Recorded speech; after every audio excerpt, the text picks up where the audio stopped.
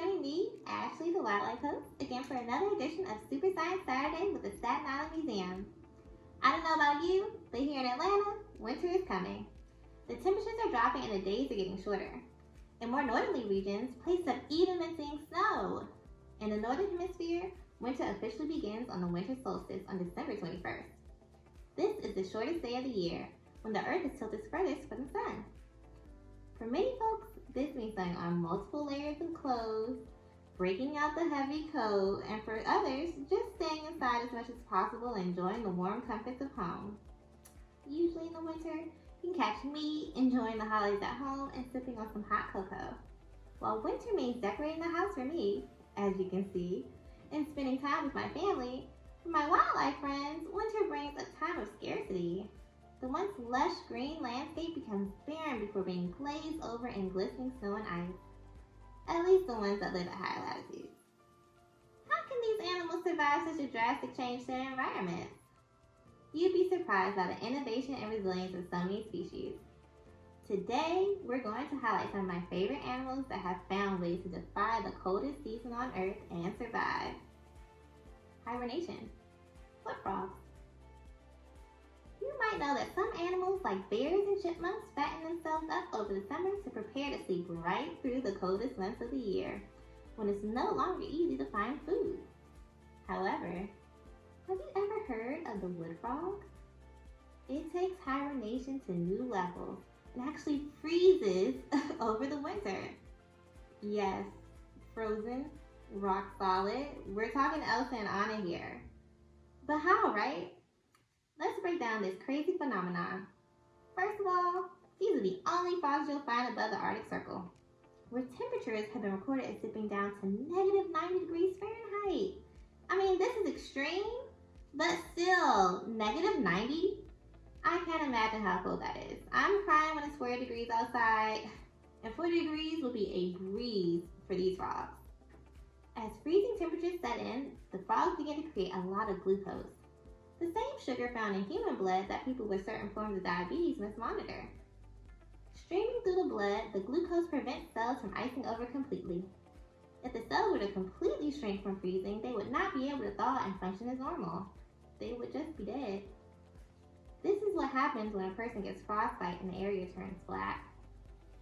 Scientists have also found a few other substances that help wood frogs pull off this amazing feat, like urea, which we usually find in pee. When these frogs freeze, they freeze. No breathing, no heartbeat, no nothing. They just become a little frog rock. Once the weather begins to warm, the ice within them melts and their cells rehydrate and the frogs unpause and get back to their little amphibian lives, as if nothing ever happened. Can you believe that? Migration. Caribou. You may know this next species from their famous representative, Rudolph. Reindeer, otherwise known as caribou, reign supreme when it comes to this particular way of dealing with cold northerly winters. Instead of staying around in these ridiculously cold and barren conditions, caribou take matters into their own hooves and decide to leave for greener pastures. However, why were these deer in such a harsh area to begin with?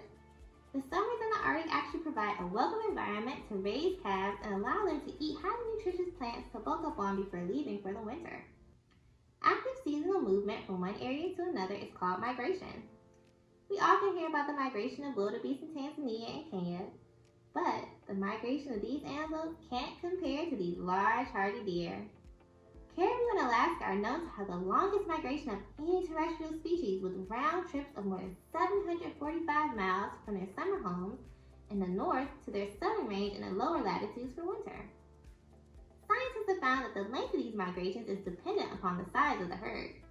Small herds may either migrate shorter distances or they might not migrate at all. With fewer animals to feed, their habitat can support them through the winter, but larger herds require more resources than the Arctic landscape can provide. If you want to survive, you do what you must, even if that means walking the equivalent of Philadelphia to Atlanta.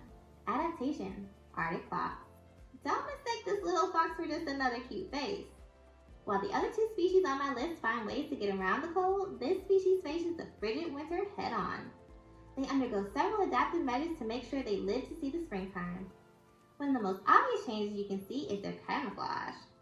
For most of the year, the vast majority of these small foxes wear mottled brown coats, although a blue-gray variety does exist and may be this color year-round. However, as the days go shorter, a big change happens. These brown foxes shed their warm colors and become pure white. This drastic transformation allows them to go relatively undetected in the icy white landscape. They have some of the densest, most insulating fur in the Arctic.